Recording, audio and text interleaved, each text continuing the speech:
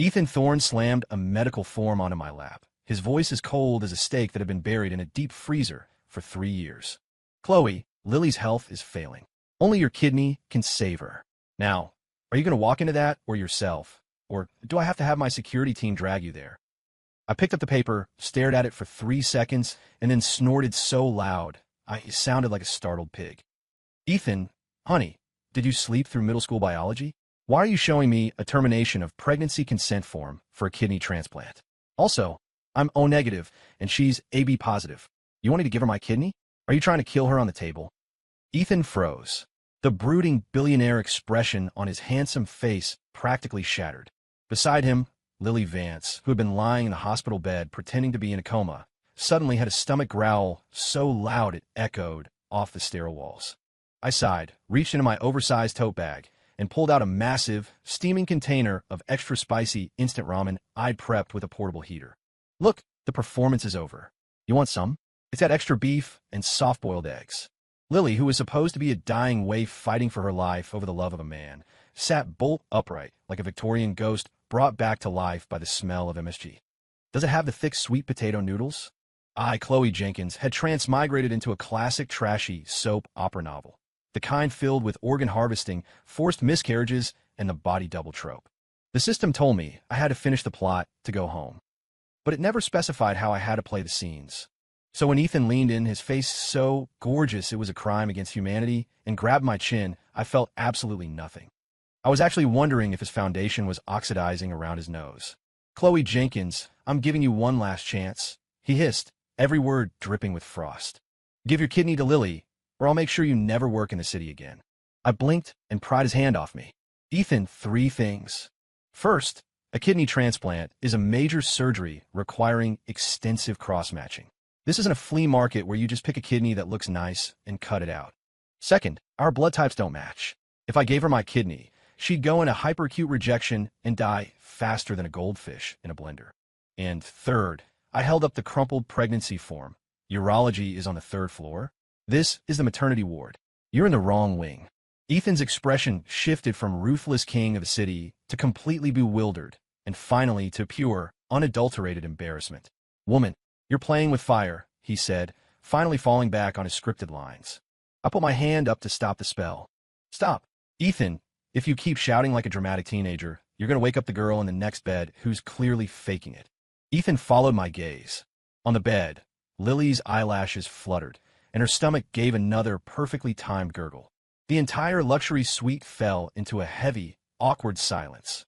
The air was thick with the scent of spicy beef broth. I pulled out my newbie starter pack, a gift from his system, which was basically an endless supply of high-end comfort food. I cracked open the lid, and the steam billowed out. Lily's nose twitched. She snapped her eyes open and stared at the noodles, swallowing hard.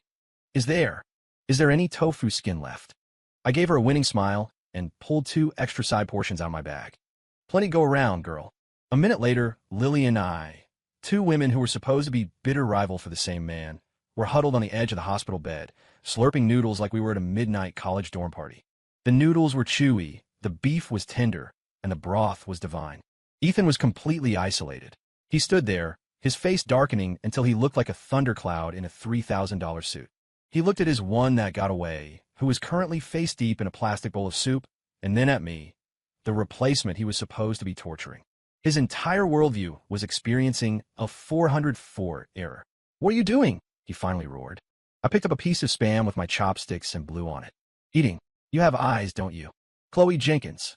He looked like he wanted to flip the table, which in this case was the tray I was holding. I shielded the food instantly. Don't even think about it.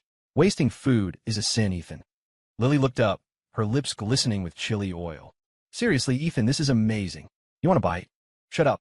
Ethan pointed at Lily, then at me, his finger literally shaking. Fine. Fine. Chloe, you just wait. This isn't over. He threw out his parting threat and stormed out. I yelled at his retreating back. Ethan, Venmo me for the food. It was $20 for the ramen plus 10 for the extras. $30 total. Don't be cheap. Ethan's back stiffened, and he started walking even faster. When I got back to Ethan's mansion, a house so big you could host a marathon in the hallway, the butler, Arthur, met me with a look of pure pity. Miss Jenkins, mister. Thorne has ordered that you spend the night kneeling in the courtyard to reflect on your actions. I looked outside. Sure enough, several high-powered industrial sprinklers were already set up, simulating a dramatic torrential downpour. Rich people punishments were so unimaginative. Arthur handed me an umbrella. Mr. Thorne is watching from the study window. Perhaps you should. Try to look miserable. I took the umbrella and smiled. Thanks, Arthur. I got this. I went upstairs for 5 minutes. I came back down with no tears and no sorrow. Instead, I had a folding lounge chair in my left hand, a portable charcoal grill in my right, and a backpack full of marinated skewers. Arthur stood there, jaw dropped. I sat up under the porch roof, just out of range of the artificial rain, unfolded my chair, lit the grill, and got to work. In the study, Ethan was holding a glass of scotch, looking out the massive floor-to-ceiling window at the monitor, ready to enjoy my suffering. He saw a slender figure trembling in the rain and smirked. Finally, the woman knew fear. He thought I was crying. In reality, I was just chopping onions for the garnish. The scent of cumin, chili powder, and sizzling fat soon drifted on the wind, infiltrating every corner of the mansion. The 2 burly security guards assigned to watch me kept swallowing hard. Arthur was practically vibrating. I waved them over. Guys, Arthur, don't just stand there. Come grab a burger. The guards hesitated, glanced toward the study window, and didn't move. I picked up a skewer of sizzling, perfectly charred steak. Come on, it's ribeye. You know you want it. The security guard's professional defense crumbled instantly. And so, the scene that was supposed to be my tragic, rainy penance turned into a lively midnight backyard barbecue. We were all huddled around the grill, faces greasy and happy. One of the guards even managed to find a 6-pack of beer in the guardhouse. It was incredibly wholesome. Chloe Jenkins. A furious roar shattered the peace. Ethan finally couldn't take it anymore and charged out. He looked at the group of people who were supposed to be monitoring me, now happily feasting on his lawn, and he started to shake. What is the meaning of this? Are my orders a joke to you? The guards jumped, nearly dropping their skewers. I calmly held out a slightly charred piece of corn on the cob. Ethan, calm down. Have some veggies. It's good for your blood pressure. Ethan's breath hitched. He looked like he was about to have a literal heart attack. His grand punishment plan had been downgraded to a corporate team-building exercise. He stared at me, speechless. I gave him a helpful reminder. Oh, by the way, Ethan, the groceries and charcoal cost $85. Remember to reimburse me. Ethan's lips trembled. He turned on his heel and left. He clearly couldn't stand being in his own house for another second. A few days later, Lily Vance showed up again. This time, she had a mission. Chloe, she whispered at the top of the stairs, looking troubled. My mom said if I don't nail things down with Ethan soon, she's cutting off my credit cards. I looked at her pretty, vacant face and patted her shoulder. Say no more, sis. Your problems are my problems. How do you want to play this? Lily winked at me. She told me to do that thing from the movies. I'll pretend you push me down the stairs, and then Ethan will have to swoop in and comfort me. I nodded. Understood. We're on. The 2 of us spent 10 minutes rehearsing like we were prepping for an off-Broadway play. Which way should I fall? The left side has the new rug. It's softer, I suggested helpfully. Great. I'll aim for the left. Make sure you look really mean when you do it. You got it. Just then, we heard Ethan's car pull into the driveway. Showtime. Lily took a deep breath and turned on the waterworks. Chloe, you gone too far. Aya. She let out a piercing shriek and began to gracefully wilt toward the stairs. The moment she tipped over, I performed a tactical slide, moving faster than an Olympic sprinter to the bottom of the flight. Lily landed with a thud, not on the rug, but right on top of me. I acted as a human crash pad, striking what I thought was a very heroic pose. Ethan walked in just in time to see this bizarre tableau. He froze. Lily, are you okay? He snapped out of it and rushed over. Lily scrambled off me, completely unharmed. She looked at me, her eyes filled with genuine awe. Chloe, your reflexes are insane. You're like a ninja. I stood up coolly and brushed the dust off my leggings. It's nothing. The atmosphere was incredibly awkward.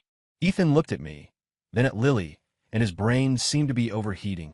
To cover the absurdity of the moment, I had a sudden spark of inspiration. I grabbed Lily's hand. Music maestro. I started humming a tango beat and pulled a confused Lily into a dramatic dance right in the middle of the foyer. Forward, back, twirl, and a deep dip. There we were, 2 beautiful women, performing a high-energy, improvised dance routine in a multi-million-dollar living room. Ethan stood in the entryway, still clutching his briefcase. He watched us swaying and spinning, and for a second, he looked like he wasn't sure if he'd come home or accidentally wandered into a community theater rehearsal at an asylum. When the song ended, Lily and I stopped, both of us out of breath. Her eyes were sparkling. "Chloe, is there anything you can't do? You're a great dancer." I waved it off modestly. "Oh, stop. It's just for cardio." From that day on, Lily and I officially formed an unbreakable bond of sisterhood. Our new mission statement was simple. As long as we didn't actually make Ethan angry enough to kick us out, we could live off his dime until the end of time. Ethan had no idea. He just noticed that his fragile, delicate ex-girlfriend was looking surprisingly athletic lately. He didn't know how to handle me. Every alpha male tactic he tried just turned into a punchline. His revenge came quickly, though. He called me into his office and tossed a contract onto the mahogany desk. "Chloe, sign this." I picked it up. Service agreement. Janitorial services outsourced for Thorn Enterprises. The contractor was me. "If you want to stay in my life, you have to prove your worth," he sneered. "You'll be cleaning the restrooms at my headquarters. When you learn how to be humble and obedient, we'll talk about ending the contract." He thought it was an insult. My eyes lit up. "Does this come with health insurance? A 401k match? Are the weekends off?" Ethan choked. "Yes, I'm in." I signed it before he could change his mind. The next day, I showed up at the top floor of Thorn Enterprises in a brand new janitor's jumpsuit. My mop was my sword. My rolling cleaning cart was my mobile command center. Ethan expected to see me broken and humiliated. Instead, he saw me humming Taylor Swift songs while making every marble tile in the executive wing shine like a diamond. Where's the best place for a janitor to work? The break room. It's the intelligence hub of any corporation. Within 3 days, I knew every piece of gossip in the building. I knew which manager was having an affair with a secretary, and which director's hairline was held together by expensive hairpieces. One afternoon, Ethan was holding a high-stakes board meeting. The atmosphere was incredibly tense. The representative from the partner company was a notorious old-school grump, and the negotiations were stalling. Ethan's assistant knocked and whispered in his ear, "Sir, Miss Jenkins is outside." Ethan smirked. "Tell her to come in and refill the water pitchers." He wanted to humiliate me in front of the elite. I wheeled my little cart in. I didn't just refill the water. I glanced at the projection screen as I passed. "Oh, hey," I said casually. "On slide 3 of the deck, you spelled strategic acquisition wrong. You put an M instead of an N in acquisition." The room went dead silent. Everyone looked at the screen. I was right. The grumpy representative pushed his glasses up and looked at me. "Young lady, good eye." He was a closeted perfectionist who had been bothered by the typo for 20 minutes, but was too polite to mention it. Because of that tiny interaction, his opinion of Thorn Enterprises skyrocketed. "Mr. Thorn, your company is truly impressive. Even your maintenance staff has such a high level of attention to detail." The rest of the negotiation went smoother than silk. Ethan's face turned various shades of green and purple. He tried to make me a laughingstock, but I'd accidentally become the MVP. After the meeting, once everyone had left, Ethan called me back in, looking miserable. "The floor isn't clean. There's a spot here. And here." He pointed at the pristine, reflective floor. I didn't argue. I just handed him the mop. "Ethan, a leader shouldn't just talk. An effective CEO understands every level of his organization. Come on, I'll teach you." I grabbed his hands and positioned them on the handle. "Use your wrists. There you go. Sink into your hips. Imagine you are one with the mop." Ethan, wearing a $5,000 bespoke suit, stood there holding a damp mop bucket, looking completely lost. Just then, the door burst open. Lily Vance rushed in like a hurricane, waving a check and crying her eyes out. "It's terrible, Ethan." She held the check up, her voice cracking. "The $5 million check your mother gave me to leave you? It bounced. It's fake." Ethan's face went totally dark. On one side, he had me forcing him to mop the floor. On the other, he had Lily sobbing over a fraudulent bribe. He looked like he felt his powerful billionaire career was officially over.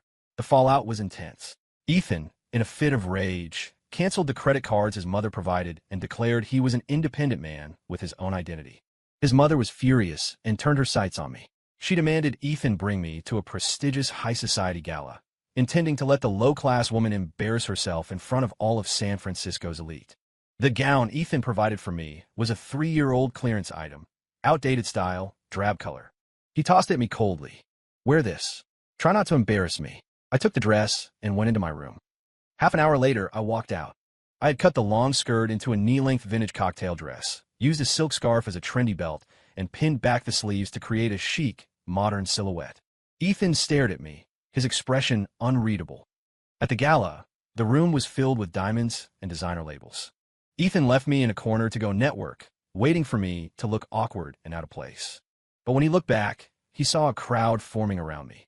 Lily had somehow snuck in too, and she was currently dragging me toward the seafood tower. Chloe, quick!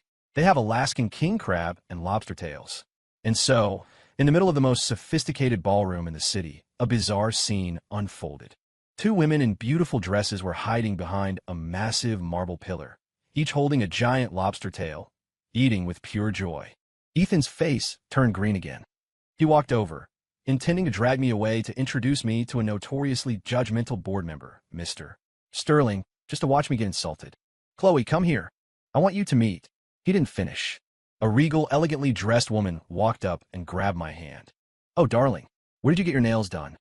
That diamond dust gradient is absolutely stunning. It was Mrs. Sterling. I immediately went into expert mode, putting down my crab leg. Mrs. Sterling, it's actually a DIY job. I do them myself. If you like the style, I can show you how to do it sometime. Soon, a circle of wealthy socialites had surrounded me. They weren't talking about stocks or jewelry. They were all over me. Honey, your skin is glowing. What's your routine? That lipstick shade is perfect. Is it a custom blend? I became the center of the gala. I wasn't just sharing beauty tips. I was telling hilarious stories I'd gathered from the company break room about how to spot a cheating husband based on his coffee order. The ladies were howling with laughter. Ethan and Lily stood on the outside of the circle, unable to get a word in. Ethan's face got darker and darker. He tried to pull me away, but Mrs. Sterling slapped his arm playfully. Ethan, be gentle with the girl. If you're this grumpy, you'll never keep a wife. Another woman chimed in, exactly. He doesn't have half of Chloe's charm. Lily nodded vigorously. Totally. Chloe is the best. Ethan's psyche finally snapped. He locked himself in the men's room to have a silent meltdown. I followed him and knocked on the door. Ethan, you okay in there? No answer. I spoke through the door in a comforting tone. Look, don't take it to heart. People just don't like it when you try too hard to be the boss. It's okay to be normal. There was a muffled sound from inside, like something, possibly a soap dispenser, being crushed. After a string of failures, Ethan fell into a deep state of self-doubt. His Alpha CEO handbook seemed to be broken. So, he decided to play his final card, the fake bankruptcy. This was a classic trope. The billionaire pretends to lose everything to see if the girl loves him, or for his money. He expected me to hear the news, reveal my gold-digging true self, and leave him, so he could then make a grand king's return and crush my soul. That night, he came home looking haggard, throwing himself onto the sofa. He loosened his tie, his eyes red, and his voice raspy. Chloe, the company is gone. We've lost everything. I have nothing left. He watched me out of the corner of his eye, waiting for the panic or the tears. According to the script, I should have been devastated or promised to stay by his side forever. I froze for 2 seconds. Then, I let out a deafening cheer. Are you serious? That's amazing. We finally don't have to worry about that $30 million mortgage. Ethan, I sprinted upstairs and started shouting orders. Arthur, quick, pack up that Ming Dynasty vase in the hallway and find a reputable auction house. Lily, stop crying. Get your Birkin bags together. We need to raise some cash for Ethan's bus fare back to his hometown. Security guys, don't just sit there. Take the Ferraris to the dealership and see what the Blue Book value is for a quick sale. Under my command, the entire mansion transformed from a house of mourning into a high-speed liquidation center. Ethan sat on the sofa, watching us scramble, looking completely petrified. This was not how the scene was supposed to go. I brought out a massive blue and red striped laundry bag and started stuffing Ethan's bespoke Armani suits into it. These are used, but they're high-end labels. They'll sell like crazy on eBay and Facebook Marketplace. I grabbed a stunned Ethan by the arm. Come on, don't just sit there. Moping isn't going to pay the bills. Where? Where are we going? To the night market under the bridge. We're selling hot dogs. I bought a bulk pack of Nathan's famous, low-cost, high-margin. And so, that night, a bizarre new attraction appeared at the busiest night market in the city. A man who looked like a literal Greek god, wearing a $3,000 suit, stood behind a folding table looking like his soul had left his body. Beside him, a pretty girl was shouting at the top of her lungs. Get your hot dogs here, fresh off the grill, hand-cooked by a former billionaire. If it's not the best dog you've ever had, it's free. Passers-by stopped to take photos. The hashtag #BrokeBillionaireHotDogs started trending on X within the hour. Ethan's face, illuminated by the glow of the propane grill, went through every color of the rainbow. Finally, he snapped. He threw down the tongs and hissed at me. Enough. I'm not bankrupt. I was just testing you. The crowd went silent. Everyone stared at us. I froze, then slowly raised my phone. You guys heard him. He admitted it. He's not broke, he's a liar. Tonight, the hot dogs are on him. Free food for everyone. The crowd erupted into thunderous cheers. Ethan stood there, absorbing the ultimate social death blow, wishing the pavement would just swallow him whole. Ethan Thorne, you are unbelievable. I stood at the mansion gates, pointing at him with righteous fury. You can insult my character, but you cannot toy with my heart. How could you lie about something as serious as losing your fortune? Lily was standing beside me with her suitcase, looking equally indignant. Yeah, you hurt Chloe, and you hurt me. We're moving out. I grabbed Lily's hand, and we walked away without looking back. Ethan stood at the door, let out a cold laugh. Fine, you'll both be back crying for help within 3 days. He was certain that 2 women as pampered as us couldn't survive an hour without his bank account. Day 1. Ethan felt like the world was finally peaceful. No one was fighting him for the TV remote, no one was bringing the smell of street food into the bedroom, and dinner was quiet. It was great, but as he ate the gourmet meal Arthur prepared, he felt like something was missing. Oh right, no one was stealing the last piece of short rib from his plate. The food tasted bland. Day 2. Ethan woke up from a nightmare in the middle of the night and reflexively reached to pull the blanket back to his side. He grabbed nothing but air. He remembered that the woman who usually rolled herself into a human burrito was gone. The night felt a little cold. Meanwhile, Lily and I were at a luxury 24-hour spa. We were wearing face masks and sipping complimentary cucumber water. Chloe, the lady who did my scrub, was so strong I think I lost 3 pounds of dead skin. It's an illusion, honey. Once we hit the buffet, it'll all come back. We took a series of glamorous photos and posted them to Instagram with a caption. Life without a man is a vacation in heaven. We blocked Ethan, of course. Ethan couldn't see it, but his all-powerful assistant could. The assistant tentatively handed his phone to Ethan. Ethan looked at the photo of us laughing and looking carefree, and he gripped the phone so hard the screen nearly cracked. The assistant added cautiously, Sir, my contact at the spa says, Miss Jenkins seems to be talking to another man. They look very happy. Ethan bolted upright. A man? What man? Is he as handsome as me? Is he richer? Actually, sir, it's a retired gym teacher. He's asking her for advice on his pickleball serve. Ethan, also, sir, Miss Jenkins has a date scheduled for tomorrow afternoon in the park. That was the final straw. Ethan couldn't sit still anymore. Get the car. We're going to catch her in the act. He imagined me on a romantic date with some sleazy guy, where he would swoop in, reveal the guy's flaws, and I would beg for his forgiveness. But reality is often weirder than fiction. When Ethan and his 2 bodyguards stormed into the park, he found me standing in the middle of a group of senior citizens. Loud, upbeat dance music was blasting from a boombox. I was currently in a high-stakes dance-off with a 70-year-old man in a tank top who had moves like Jagger. The crowd was clapping and cheering. Ethan stood on the edge of the clearing, looking like he belonged to a different species. His confrontation had turned into a community center social. Just as he was debating whether or not to step forward, a massive roar filled the air. A helicopter was hovering over the park. Suddenly, thousands of red rose petals began to rain down from the sky. The seniors were stunned. Ethan stepped forward with a smug look. This was a move he'd learned from a novel titled The CEO's Contract Sweetheart. He expected me to be moved to tears. Instead, one of the dancing grandmas slipped on the slick petals and went down hard. Ow, my hip. The petals were too many, and they were surprisingly slippery. The scene turned into chaos. I had to stop the dance-off to help mediate the medical emergency caused by his romantic gesture. Eventually, Ethan had to pay the woman $1,000 in wellness compensation. His first attempt to win me back ended in a payout. But he didn't give up. The next day, he had a truckload of gifts delivered. I opened them excitedly, expecting bags or jewelry. Instead, it was an entire library of books he thought I needed.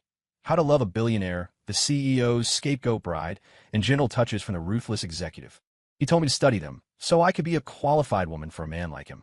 I immediately sold the entire collection to a used bookstore for $300 and used the money to buy Lily and me Starbucks every day for a month. For his 3rd attempt, he rented out an entire haunted house theme park attraction just for the 2 of us. He wanted me to be terrified, so I would scream and jump into his warm, protective embrace. Instead, when we walked in and a hangman NPC dropped from the ceiling, I pointed at him before he could even moan. Hey, buddy, your harness is uneven. The left strap is 2 inches longer than the right. It's a total immersion killer. A severed head rolled out of a corner. I looked at it and sighed. The fake blood is too thin. It's clearly just corn syrup and red food coloring. You need some blue and green in there for realism. By the end of the tour, I had the ghosts and zombies in tears. They were shaking my hand, saying I was the most knowledgeable guest they'd ever had. Ethan, watching from the security room, was fuming. He decided to take matters into his own hands. He put on a terrifying demon mask and lunged at me from behind curtain. I didn't even look back. I just performed a perfect shoulder throw and pinned him to the floor. Stop it. I'm trying to explain the logic of jump scares to the chainsaw guy. Ethan's mask fell off, revealing his pouting, handsome face. The books didn't say it would be like this. I pulled him up and brushed the dust off his shirt. Ethan, stop reading those garbage books. Try living in the real world for 5 minutes. He looked at me, and, for the first time, he didn't argue. He seemed to realize that the real me, the one who talked back and scared the professional monsters, was way more interesting than the crying heroines in his novels. There was something different in his eyes. But before the moment could last more than 3 seconds, my phone rang. It was an unknown number. When I answered, a gravelly voice barked. Chloe Jenkins, you've been kidnapped. Lily and I were at the mall, milkshakes in hand, having a great time. Suddenly, several men in black suits grabbed us, covered our mouths, and threw us into a van. A textbook kidnapping. When we woke up, we were in a dusty, abandoned warehouse. A scarred, tough-looking guy tossed my phone in front of me. Call that billionaire of yours. Tell him we want $10 million in cash, or your toast. He tried to look menacing. I picked up the phone and sighed. Sir, calling him won't help. Why not? He's the richest man in the city. I said soulfully. He gave his own mother a fake check for $5 million. Do you really think he's going to give you $10 million in real cash? Lily added tearfully, it's true. He's so cheap. He made us sell hot dogs at the night market and try to make us pay for the permit. The kidnapper blinked. Hot dogs? The scene shifted instantly. Lily and I, the hostages, started telling the kidnapper every weird, cheap thing Ethan had ever done.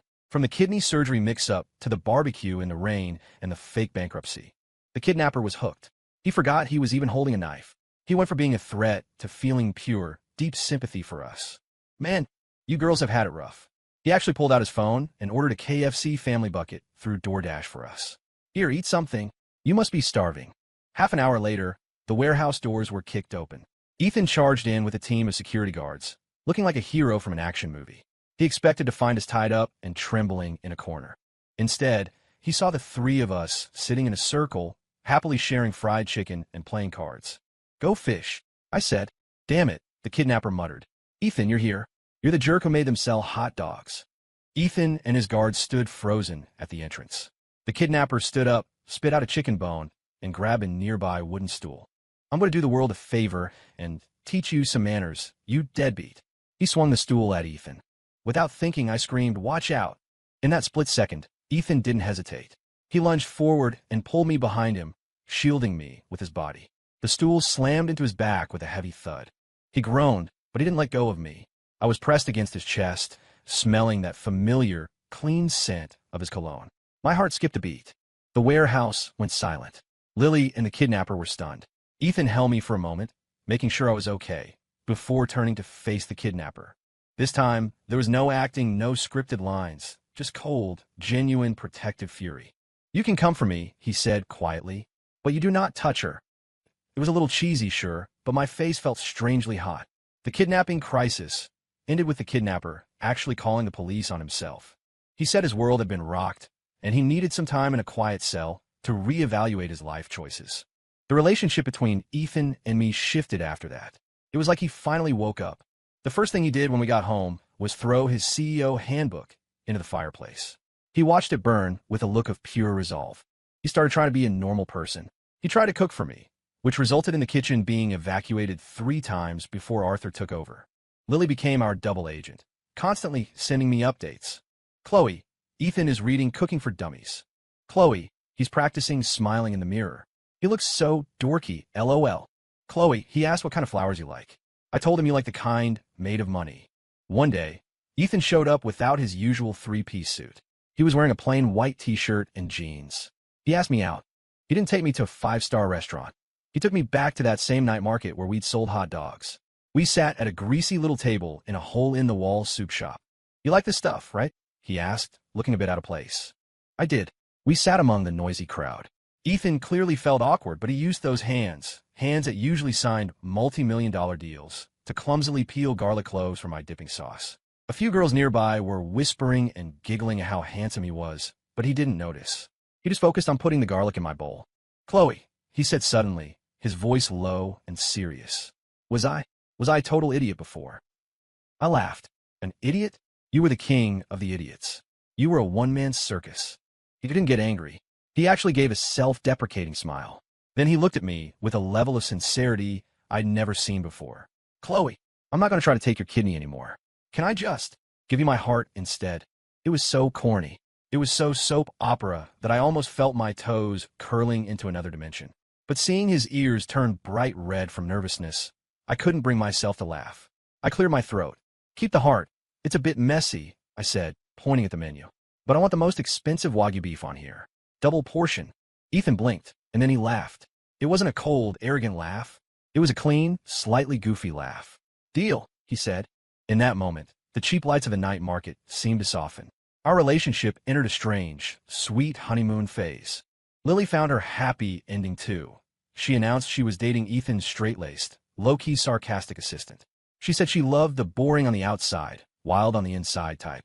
Everything was going perfectly, until the day a piercing alarm sounded in my head. Warning, warning, plot deviation detected. Host behavior has crashed the world line. Emergency reset protocol initiated. It was the system. Before I could react, Ethan grabbed his head, a look of agony on his face. His eyes turned cold and distant. He looked at me, and that familiar, arrogant smirk returned to his lips. Woman, did you think you could actually win my heart? Don't be slap. I hit him. Hard. Ethan was stunned. He clutched his cheek, the cold CO look vanishing instantly, replaced by pure confusion and hurt. Why? Why did you hit me? I shook out my hand. Just making sure you're awake. Talk like a normal human being.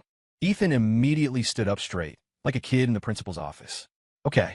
Saw the system in my head went silent. Reset protocol. Failed. Unknown physical attack detected. Core logic. Corrupted. Judging.